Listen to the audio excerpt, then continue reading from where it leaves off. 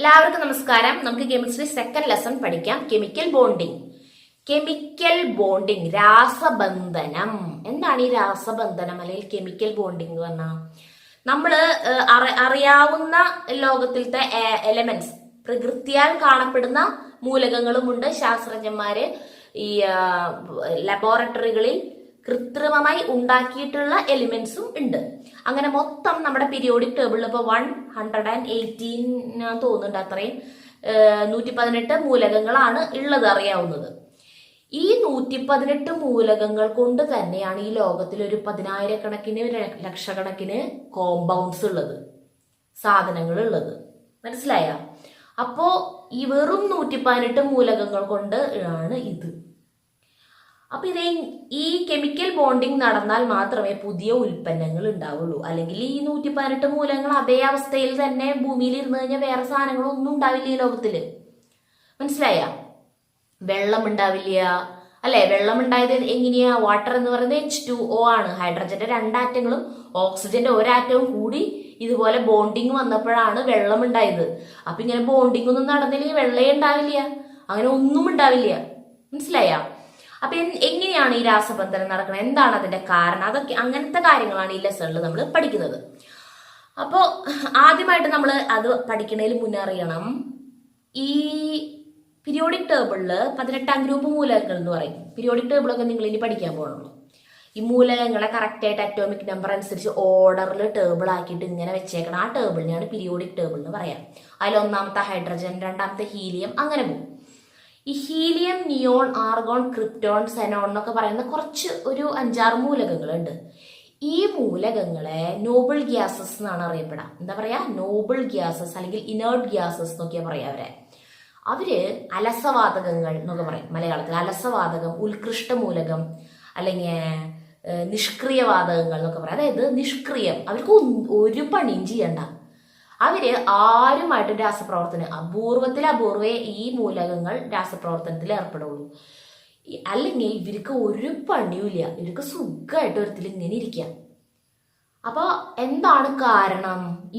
ഇവര് മാത്രം എന്താണ് ഈ 118 മൂലകങ്ങൾക്ക് ഈ 5-6 എലിമെന്റ്സ് മാത്രം എന്താണ് ഇങ്ങനെ വെറുതെ അലസമായിട്ട് ഇങ്ങനെ ഇരിക്കുക? അവര് മടി പിടിച്ച് ഇങ്ങനെ ഒരിടത്തിലിരിക്കുക. അവർ ഒരു രാസപ്രവർത്തനത്തിനും പോണില്ല. അങ്ങനെ നോക്കിയപ്പോഴാണ് മനസ്സിലായത് അവരുടെ ഔട്ടർ മോസ്റ്റ് ഷെല്ലിൽ 8 ഇലക്ട്രോൺസ് ആണുള്ളത്. അപ്പൊ മറ്റു മൂലകങ്ങളൊക്കെ ഓടി നടന്ന് പണിയെടുക്കുക, ഇവര് മാത്രം വെറുതെ ഇരിക്കുക. അപ്പൊ ബാക്കിയുള്ളവർക്ക് അത് കാണുമ്പോൾ ഇഷ്ടമുണ്ടാവും, അല്ലെ? അപ്പൊ അവര് നോക്കിയപ്പോ ഇവരെനങ്ങാണ്ടിരിക്കുന്നുണ്ടല്ലോ, അതെന്തത് ഇവരൊന്നും ചെയ്യാണ്ടിരിക്കണേന്ന് നോക്കിയപ്പോ അവരുടെ ഈ പറഞ്ഞ ഈ നോബിൾ ഗ്യാസസിന്റെ ഔട്ടർ മോസ്റ്റ് ഷെല്ലില് 8 ഇലക്ട്രോൺസ് ആണുള്ളത്. അതുകൊണ്ട് അവർക്ക് ഒരു പണിയും ചെയ്യണ്ട. അപ്പൊ മറ്റുള്ളവരെന്തു ചെയ്യും? ആഹാ, അത് ശരി, അങ്ങനെയാണെങ്കിൽ ഞങ്ങൾക്കും വേണം ഔട്ടർ മോസ്റ്റ് ഷെല്ലിൽ 8 ഇലക്ട്രോൺസ്. അപ്പൊ ഔട്ടർ മോസ്റ്റ് ഷെല്ലിൽ 8 ഇലക്ട്രോൺസ് ആയി അവരുടെ പോലെ വെറുതെ ഇരിക്കാലോ. ഞാനിത് നിങ്ങൾക്ക് മനസ്സിലാൻ വേണ്ടിയിട്ടാണ് ഇങ്ങനെയൊക്കെ പറഞ്ഞത്, അല്ലാണ്ട് മൂലകങ്ങൾ ഇങ്ങനെ വിചാരിച്ചു പോകുന്നല്ല. അപ്പോ എന്താണ് ഇവര് മറ്റ് മൂലകങ്ങളൊക്കെ എന്ത് വിചാരിച്ചു? അപ്പൊ എങ്ങനെ എന്ത് ചെയ്തിട്ടായാലും കുഴപ്പമില്ല, ഔട്ടർ മോസ്റ്റ് ഷെല്ലിൽ എങ്ങനെയെങ്കിലും എന്ത് ചെയ്യണം? 8 ഇലക്ട്രോൺസിനെ ഒപ്പിക്കണം. അപ്പൊ ചിലവർക്കാണെങ്കിൽ 1 ഇലക്ട്രോൺ ഉള്ളൂ ഔട്ടർ മോസ്റ്റ് ഷെല്ലില്, ചിലവർക്കാണെങ്കിൽ 7 ഇലക്ട്രോൺ ഉണ്ട്. അപ്പൊ ഈ 1 ഇലക്ട്രോൺ ഉള്ള ആളുടെ തൊട്ടു മുന്നത്തെ ഷെല്ലിൽ 8 ഇലക്ട്രോൺസ് ഉണ്ട്. പക്ഷെ അതിന്റെ ഏറ്റവും പുറത്ത് ഒരു ഷെല്ലും കൂടി ഉണ്ട്, ആ ഒരു ഷെല്ലിൽ 1 ഇലക്ട്രോൺ ഉണ്ട്. അപ്പൊ ഇത് വിചാരിക്കും, ഈ 1 ഇലക്ട്രോൺ ഇല്ലായിരുന്നെങ്കിൽ എനിക്ക് സുഖമായിരുന്നു. ഏറ്റവും പുറത്തത് ഈ 1 ഇലക്ട്രോൺസ് തന്നെ ആരെങ്കിലും പോയിരുന്നെങ്കിൽ എന്റെ. അപ്പൊ ആ 1 ഇലക്ട്രോൺ പോയി ആ ഔട്ടർ മോസ്റ്റ് ഷെല്ലിൽ 1 ഇലക്ട്രോൺ ഇല്ലാണ്ട് പിന്നെ അത് ഉണ്ടാവില്ല, അപ്പൊ അതും പോവും. അപ്പൊ ദെൻ അതിന്റെ തൊട്ട് ഉള്ളിൽ വരുന്ന ഷെല്ലായിരിക്കും പിന്നെ അതിന്റെ ഔട്ടർ മോസ്റ്റ് ഷെല്ല്. അതിൽ 8 എണ്ണം ഉണ്ട്. അപ്പൊ ഓക്കെ, അപ്പൊ എനിക്ക് ഒരുത്തിലനങ്ങാണ്ടിരിക്കാലോ എന്ന് വിചാരിച്ചിട്ട് ഈ 1 ഇലക്ട്രോണിനെ കളയാൻ എന്താ വഴി?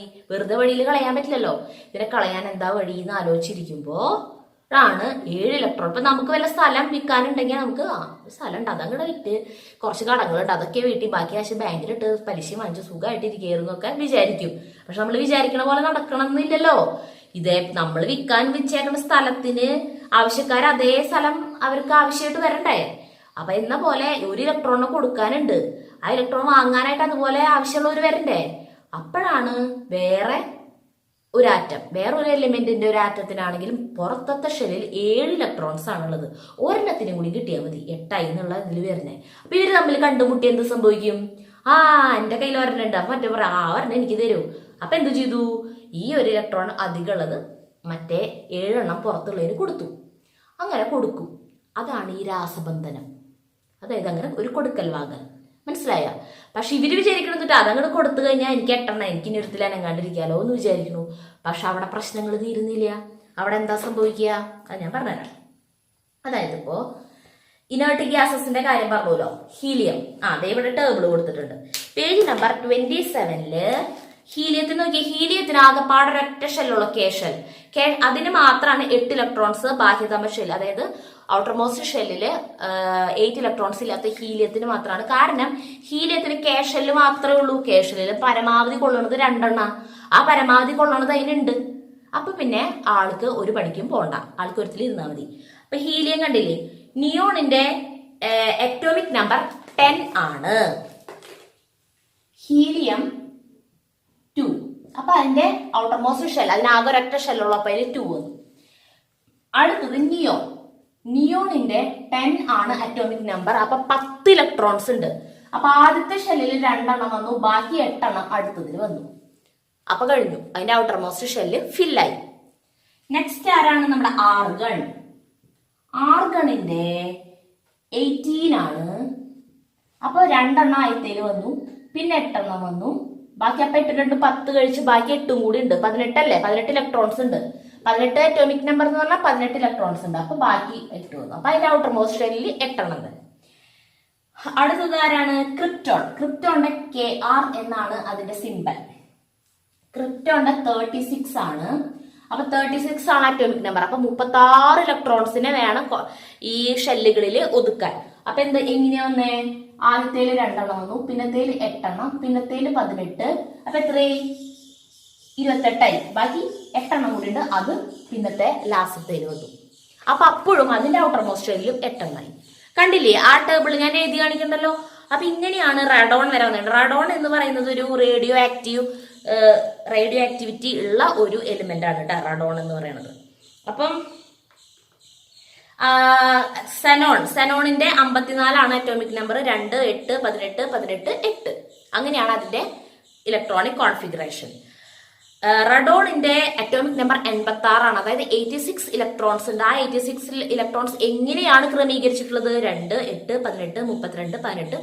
പക്ഷെ അപ്പോഴും ഔട്ടർ മോസ്റ്റ് ഷെല്ല് വന്നപ്പോ 8 വന്നു. അങ്ങനെ ഇവരുടെ ഒക്കെ പ്രത്യേകത എന്താണ്? ഔട്ടർ മോസ്റ്റ് ഷെല്ലിൽ ഹീലിയത്തിൽ ഒഴിച്ച്. അപ്പൊ ഇങ്ങനെ വന്നപ്പോ the arrangement of 8 electrons in the outermost shell of atom is called octet electron configuration. ഇങ്ങനെ 8 ഏറ്റവും പുറമേയുള്ള, അതായത് ഔട്ടർമോസ്റ്റ് ഷെല്ലില് 8 ഇലക്ട്രോൺസ് വരുന്ന ആ ഒരു അറേഞ്ച്മെന്റിനെ പറയുന്ന പേരാണ് ഒക്ടെറ്റ് ഇലക്ട്രോൺ കോൺഫിഗറേഷൻ. അങ്ങനെ ഒക്ടെറ്റ് എന്ന് പറഞ്ഞാൽ അഷ്ടക ഇലക്ട്രോൺ വിന്യാസം അങ്ങനെ എന്താ മലയാളത്തിൽ പറയും. ഞാൻ പഠിച്ചിട്ടുള്ളതാണ്, ഞാൻ മലയാളം മീഡിയം പഠിച്ചത്. അപ്പൊ ആ വാക്ക് ഓർമ്മയുണ്ടായിരുന്നു, ഇപ്പൊ അത് മറന്നുപോയി. ഒക്ടെറ്റ് ഇലക്ട്രോൺ കോൺഫിഗറേഷൻ എന്ന് പറയും. ഇത് നമുക്ക് വേറെ രണ്ട് എലിമെന്റ്സിനെ നോക്കാം. ഒരെണ്ണം സോഡിയം. സോഡിയം എന്ന് പേരായാലും Na എന്നാണ് അതിന്റെ സിമ്പൽ. കാരണം സോഡിയത്തിന് ലാറ്റിൻ നാട്രിയം എന്ന് പറയും. അങ്ങനെ ആ വാക്ക് Na എന്നുള്ള സിമ്പലാണ് അതിന്റെ കേട്ടോ. സോഡിയം. എസ് എന്ന് എഴുതിയ എസ് എന്ന് പറഞ്ഞ സൾഫർ ആണ്. അപ്പൊ സോഡിയത്തിന്റെ അറ്റോമിക് നമ്പർ 11 ആണ്. അറ്റോമിക് നമ്പർ എത്രയാണ്? 11. അപ്പൊ അതിന്റെ ഇലക്ട്രോണിക് കോൺഫിഗറേഷൻ എങ്ങനെ വരും?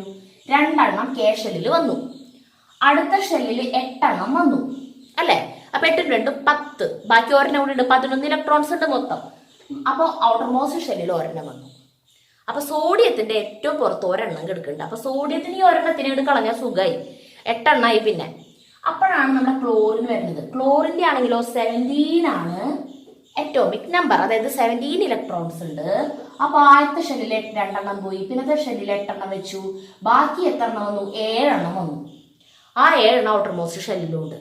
അപ്പൊ ക്ലോറിൻ വിചാരിക്കുന്നത് ഒരു ഇലക്ട്രോണിന് കിട്ടി കഴിഞ്ഞ് എനിക്ക് 8 അപ്പൊ എനിക്കും ഇനേർട്ട് ഗ്യാസ് ആയിട്ട് ഇങ്ങനെ ഇറങ്ങാണ്ടിരിക്കാലോ, അങ്ങനെ വിചാരിച്ചിട്ട് ക്ലോറിൻ നടക്കുമ്പോഴാണ് സോഡിയത്തിനെ കണ്ടുമുട്ടിയത്. അപ്പൊ ഇവർ രണ്ടുപേരും കൂടി ഒരു ധാരണയിലെത്തി. അപ്പൊ സോഡിയം പറഞ്ഞു എന്റെ ഒരെണ്ണം നിനക്ക് തരാം.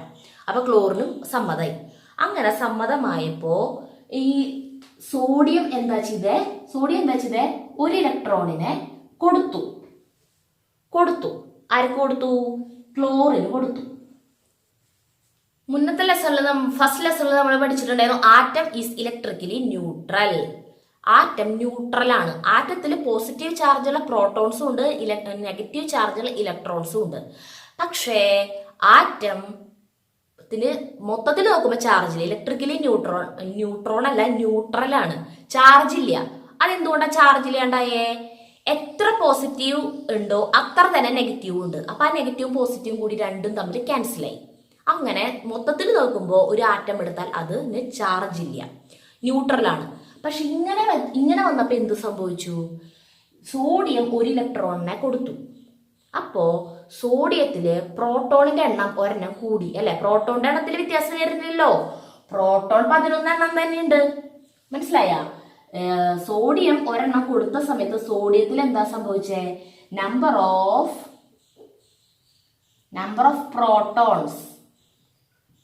പ്രോട്ടോൺസ് പ്രോട്ടോണിന് ആരും കൊടുക്കണില്ല. പ്രോട്ടോൺസ് അത്ര തന്നെ ന്യൂക്ലിയസിൽ ഇരിക്കുന്നുണ്ട്.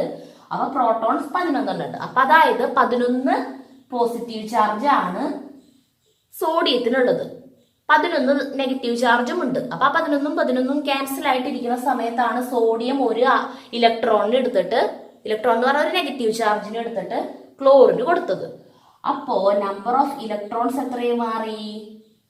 ഇത് മനസ്സിലാവാൻ വേണ്ടിയിട്ടാണ് എങ്ങനെയൊക്കെ എഴുതി തരണേ. ഇങ്ങനൊന്നും നിങ്ങൾ പരീക്ഷയ്ക്ക് എഴുതിയിരിക്കോ? അപ്പൊ ഇലക്ട്രോൺസ് 10 എണ്ണായി. ഇലക്ട്രോൺസ് 10 എണ്ണുള്ളൂ. അപ്പൊ മൊത്തത്തിൽ നോക്കുമ്പോ സോഡിയത്തിന് ഒരു പോസിറ്റീവ് ചാർജ് കിട്ടി. ഒരു പോസിറ്റീവ് ചാർജ്, കാരണം ഒരു ഇലക്ട്രോണിനെയാണ് കൊടുത്തത്. അപ്പോ സോഡിയം എന്തായി മാറി? സോഡിയം ഒരു പോസിറ്റീവ് ചാർജ് ഉള്ള ഒരു അയോൺ എന്ന് പറയും. മനസ്സിലായോ? അങ്ങനെ മാറി. അതേസമയം ക്ലോറിൻ എന്ത് സംഭവിച്ചു? ക്ലോറിൻ ഹാപ്പിയായി, ഒരെണ്ണം കിട്ടി, ഒരു ഇലക്ട്രോണിന് കിട്ടി. ഒരു ഇലക്ട്രോണിന് കിട്ടിയപ്പോൾ ക്ലോറിൻ നമ്പർ ഓഫ് പ്രോട്ടോൺസ് 17 തന്നെ, വ്യത്യാസമില്ല. അതേസമയം നമ്പർ ഓഫ് ഇലക്ട്രോൺസ് എന്ത് സംഭവിച്ചു? 18 ആയി അല്ലെ? ഒരു ഇലക്ട്രോണിന് കിട്ടി. 18 ആയപ്പോ 17 പോസിറ്റീവ് ചാർജും 18 നെഗറ്റീവ് ചാർജ് ആയപ്പോ ക്ലോറിന് ഒരു നെഗറ്റീവ് ചാർജ് ആയി. അങ്ങനെ ആയപ്പോ ആണ് ഇവരൊരു കാര്യം മനസ്സിലായത്. സോഡിയം ഒരു ഇലക്ട്രോൺ കൊടുക്കുകയും ചെയ്തു, മറ്റേ ക്ലോറിൻ ഒരെണ്ണം വാങ്ങുകയും ചെയ്തു. അപ്പൊ ശരി, എന്നാ രണ്ടുപേർക്കും 8 വീതമല്ലോ. ശരി, ടാറ്റ ബൈ ബൈ എന്ന് പറഞ്ഞിട്ട് രണ്ടുപേരും പോവാൻ നോക്കിയപ്പോഴാണ് മനസ്സിലായത് പോവാൻ പറ്റണില്ല. രണ്ടുപേരും ഒട്ടിപ്പിടിച്ചിരിക്കുകയാണ്, ക്ലോറിനും സോഡിയവും. കാരണം എന്താ? ഒരെണ്ണം പോസിറ്റീവ് ചാർജും ഒരെണ്ണം നെഗറ്റീവ് ചാർജും ആയി മാറി. സോഡിയം പോസിറ്റീവുമായി, ക്ലോറിൻ നെഗറ്റീവ് ചാർജ് ആയി. അപ്പൊ രണ്ടും തമ്മിൽ ആകർഷിക്കുമല്ലോ. രണ്ടും ആകർഷിച്ചു, രണ്ടുപേരും ഒട്ടിപ്പിടിച്ചു, രണ്ടുപേർക്കും പോവാൻ പറ്റണില്ല. അങ്ങനെ സോഡിയം ക്ലോറൈഡ് എന്ന് പറയുന്ന ഒരു മോളിക്യൂൾ ഉണ്ടായി. സോഡിയത്തിന്റെ ഒരാറ്റവും ക്ലോറിന്റെ ഒരാറ്റവും അങ്ങനെ തമ്മിൽ ചേർന്നപ്പോ സോഡിയം ക്ലോറൈഡ് എന്ന് പറയുന്ന ഒരു മോളിക്യൂൾ ഉണ്ടായി. അതാണ് നമ്മുടെ ഉപ്പ്. മനസ്സിലായി? അപ്പൊ ഉപ്പ് ഇങ്ങനെ ഉണ്ടായത്. അപ്പൊ ഇവരിങ്ങനെ ചേർന്ന കാരണമാണ് നമുക്ക് ഈ ലോകത്തില് ഭൂമിയിൽ ഉപ്പുണ്ടായത്, അല്ലെങ്കിൽ ഉപ്പുണ്ടായില്ല. ഈ ടൈപ്പ് കെമിക്കൽ ബോണ്ടിങ്ങിനെ അയോണിക് ബോണ്ടിങ് എന്നാണ് പറയാം. അപ്പൊ അതിന് മുന്നൊരു കാര്യം ഞാൻ പറയാൻ വിട്ടുപോയി. പേജ് നമ്പർ 28 അയോണിക് ബോണ്ടിങ്ങിന് മുകളിലായിട്ട് കാണാം. Atoms acquire stability by attaining an 8 electron configuration in their valence shell through chemical bonding. അതായത് ഔട്ടർമോസ്റ്റ് ഷെല്ലിനെ വാലൻസ് ഷെൽ എന്ന് പറയും. ഈ വാലൻസ് ഷെല്ലിൽ 8 ഇലക്ട്രോൺസ് കിട്ടണം. എങ്കിൽ മാത്രമേ ഏതൊരു ആറ്റത്തിനും സ്റ്റെബിലിറ്റി കിട്ടുള്ളൂ. അല്ലെങ്കിൽ അവരിങ്ങനെ കിടന്ന് ഇങ്ങനെ അയ്യോ എന്താ പറയാ, സ്റ്റെബിലിറ്റി ഇല്ലാണ്ട് ഓടി നടക്കായിരിക്കും. അവർക്ക് എങ്ങനെയെങ്കിലും 8 ഇലക്ട്രോൺസ് അവരുടെ വാലൻസ് ഷെൽ ഓർ ഔട്ടർമോസ്റ്റ് ഷെല്ലിൽ വരണം. അപ്പൊ അവരതിന് വേണ്ടിയിട്ടാണ് ഈ രാസബന്ധനത്തിൽ ഏർപ്പെടാൻ വേണ്ടിയിട്ട് നടക്കുന്നത്. അപ്പൊ സ്റ്റെബിലിറ്റി കിട്ടാൻ വേണ്ടിയിട്ട് അവർ ചെയ്യണത് എന്താ ചെയ്യാ? ഈ കെമിക്കൽ ബോണ്ടിങ്ങിലൂടെയാണ് ആറ്റംസ് സ്റ്റെബിലിറ്റി എക്വയർ ചെയ്യുന്നത്. അപ്പോ ഇപ്പൊ നമ്മൾ പറഞ്ഞു ഈ സോഡിയം ക്ലോറിന് കൂടി സോഡിയം ക്ലോറൈഡ് ആയി മാറി, ഉപ്പായി മാറിയോടുകൂടി അവർക്ക് സ്റ്റെബിലിറ്റി ആയി. അവരൊരുത്തിൽ അനങ്ങാണ്ടിരിക്കുകയാണ് അല്ലെ? പിന്നെ ഉപ്പ് നമ്മുടെ പാത്രത്തിലേക്ക് വെച്ചാൽ ഉപ്പ് ഓടി നടക്കുന്നുണ്ടാ? സ്റ്റെബിലിറ്റി ഇല്ലാണ്ടില്ലല്ലോ. The attractive force that holds together the atoms in a molecule is called chemical bonding. അപ്പൊ എന്തിനാണ് രാസബന്ധനം അഥവാ കെമിക്കൽ ബോണ്ടിങ് എന്തിനെ പറയാ? Attractive force that holds together the ആറ്റംസിന്റെ മോളിക്യൂൾ. ഒരു തന്മാത്ര, ഒരു മോളിക്യൂൾസിന്റെ ഉള്ളിൽ ആറ്റംസിനെ പിടിച്ചു നിർത്തുന്ന ആ അട്രാക്റ്റീവ് ഫോഴ്സ് അവർ വിട്ടുപോവാതെ. ഇപ്പൊ നമ്മളുടെ വീട്ടിലുള്ള ഉപ്പ് സോഡിയവും ക്ലോറിനായിട്ട് പിന്നെ എപ്പോഴെങ്കിലും വിഘടിച്ചു പോകുന്നുണ്ടാ? അല്ലെങ്കിൽ നമ്മളൊരു പാത്രത്തിൽ വെള്ളം എടുത്തു, ആ വെള്ളം ഹൈഡ്രജനും ഓക്സിജനും അതിലൂടെ വൈദ്യുതി കടത്തിവിട്ടതിന് വിഘടിപ്പിച്ച് കഴിഞ്ഞിട്ടുണ്ടെങ്കിൽ അത് വേറെ വേറെ ആറ്റങ്ങളായിട്ട് മാറും. അത് വേറെ കാര്യം. അതല്ലാണ്ട് വെറുതെ ഇരുന്നുകൊണ്ട് അത് വേറെ ആയിട്ട് പോകുന്നുണ്ട് ഇല്ല. കാരണം അതിന്റെ ഇടയിൽ ഒരു അട്രാക്റ്റീവ് ഫോഴ്സ് ഉണ്ട്.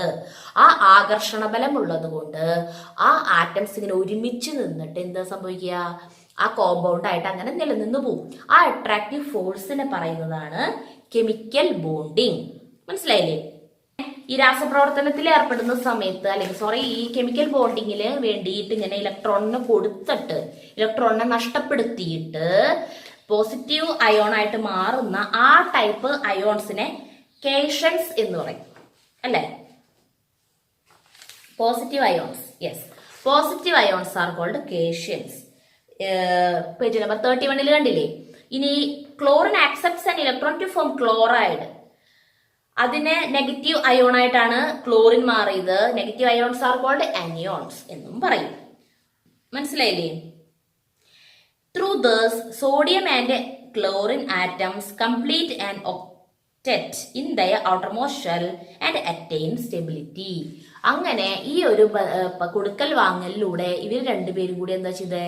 ഇവർ രണ്ടുപേർക്കും സ്ഥിരത കിട്ടി. രണ്ടുപേരെ ഔട്ടർമോസ്റ്റ് ഷെല്ലിൽ 8 ഇലക്ട്രോൺസുമായി. അങ്ങനെ രണ്ടുപേർക്കും സമാധാനമായി. The oppositely charged ions thus formed are held together by electrostatic force of attraction. This type of attractive force is called ionic bond. അപ്പൊ ഇങ്ങനെ എന്തുകൊണ്ടാണ് ഇവര് തമ്മിലുള്ള ഈ കെമിക്കൽ ബോണ്ട് വന്നത്? ചാർജ് വന്നതുകൊണ്ട് അല്ലെ? ഒരു ഇലക്ട്രോണിനെ കൊടുത്തു, ഒരു ഇലക്ട്രോണിനെ വാങ്ങി. അങ്ങനെ വന്നപ്പോൾ ഒരാൾക്ക് പോസിറ്റീവ് ചാർജ്, ഒരാൾക്ക് നെഗറ്റീവ് ചാർജും വന്നു. അങ്ങനെ അവർക്ക് തമ്മിൽ അട്രാക്ഷൻ വന്നു. അങ്ങനെ ചാർജ് വന്നിട്ട് അയോൺസ് ആയിട്ട് മാറിയിട്ട് ആയതുകൊണ്ട് ദിസ് ടൈപ്പ് ഓഫ് അട്രാക്റ്റീവ് ഫോഴ്സിനെ അയോണിക് ബോണ്ട് എന്നാണ് പറയുക. മനസ്സിലായില്ലേ? അപ്പൊ സോഡിയം ക്ലോറൈഡ് ഉണ്ടായത് എങ്ങനെയാണ്? അയോണിക് ബോണ്ട് മുഖേനയാണ് സോഡിയം ക്ലോറൈഡ് എന്ന കോമ്പൗണ്ട് ഉണ്ടായത്. Ionic bond is a chemical bond formed by electron transfer. In an ionic bond, the ions are held together by electrostatic force of attraction between the oppositely charged ions. മനസ്സിലായില്ലേ? ഞാൻ വീണ്ടും ഇത് വിശദീകരിക്കണ്ടല്ലോ. Opposite ചാർജുകൾ വന്ന് opposite ചാർജുകൾ, അതായത് ഒരെണ്ണം positive ഒരെണ്ണം നെഗറ്റീവ്, അതിന് ഓപ്പോസിറ്റ് ചാർജുള്ള അയോൺസ് ആയിട്ട് മാറിയപ്പോൾ അവർക്കിടയിൽ ഒരു ഇലക്ട്രോസ്റ്റാറ്റിക് ഫോഴ്സ് ഓഫ് അട്രാക്ഷൻ വന്നു. അങ്ങനെ കെമിക്കൽ അയോണിക് ബോണ്ട് ഉണ്ടായി. ഇലക്ട്രോൺ ട്രാൻസ്ഫറിലൂടെ സോഡിയം ക്ലോറൈഡ് ആയിട്ട് മാറി, സോഡിയവും ക്ലോറിനും കൂടിയിട്ട്. അതിനൊരു ഫോർമുലയായിട്ട് ആ സോഡിയം ക്ലോറൈഡിന്റെ ഫോർമേഷൻ ഒരു ഫോർമുലയായിട്ട് നമ്മൾ എങ്ങനെ എഴുതാ? സോഡിയത്തിന് സംഭവിച്ചത്, സോഡിയം എന്തായി മാറി? സോഡിയം പോസിറ്റീവ് അയോണും പിന്നെ ഒരു ഇലക്ട്രോണും അല്ലെ? ആ ഇലക്ട്രോൺ വേറെ പോയി, ആ ഇലക്ട്രോൺ പ്ലസ്, അതാണ് അത് വേറെ ആയിട്ട് എഴുതിയിട്ടുള്ളത്. ആ ഇലക്ട്രോൺ മാറ്റി വെച്ചപ്പോൾ സോഡിയം പോസിറ്റീവ് അയോൺ ആയി. അതേസമയം ക്ലോറിന് എന്ത് സംഭവിച്ചു? ക്ലോറിൻ ഒരു ഇലക്ട്രോണിനെ സ്വീകരിച്ചു അല്ലെ? ഒരു ഇലക്ട്രോണിനെ സ്വീകരിച്ചു കഴിഞ്ഞപ്പോ ക്ലോറിൻ നെഗറ്റീവ് അയോൺ ആയിട്ട് മാറി. അപ്പൊ ഫോർമുല എഴുതാൻ പറഞ്ഞു കഴിഞ്ഞാൽ എഴുതാൻ അറിയില്ല, ഈസി അല്ലേ ഇത്?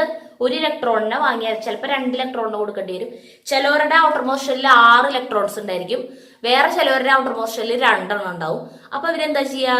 ആ 2 എണ്ണം ഉള്ളവരെ അന്വേഷിച്ച് നടക്കും. ഈ 6 എണ്ണം പുറത്തുള്ളവര് 2 എണ്ണം ഉള്ളവരെ അന്വേഷിച്ചു പോകും. എന്നിട്ട് അങ്ങനെ അവർ തമ്മിൽ കൊടുക്കൽ വാങ്ങൽ നടത്തി, അങ്ങനെ അവർ തമ്മിൽ കണക്ഷൻ ആവും. അങ്ങനെ അതൊരു പുതിയ കോമ്പൗണ്ട് ആയിട്ട് മാറും. അങ്ങനെ പുതിയ പുതിയ പുതിയ ഉൽപ്പന്നങ്ങൾ ഉണ്ടാവുന്നത് എങ്ങനെയാണെന്ന് ഇപ്പൊ മനസ്സിലായില്ലേ? അപ്പൊ ഈ കെമിക്കൽ ബോണ്ടിങ് എന്ന് പറഞ്ഞ സംഭവം ഉള്ളത് കൊണ്ടാണ് നമ്മുടെ ഈ ലോകത്തിൽ കുറേ ഉൽപ്പന്നങ്ങൾ, നമുക്ക് ജീവൻ നിലനിർത്താൻ ഏറ്റവും അത്യാവശ്യമായ വെള്ളം പോലും ഉണ്ടായത് ഇങ്ങനെയാണ്. മനസ്സിലായില്ലേ?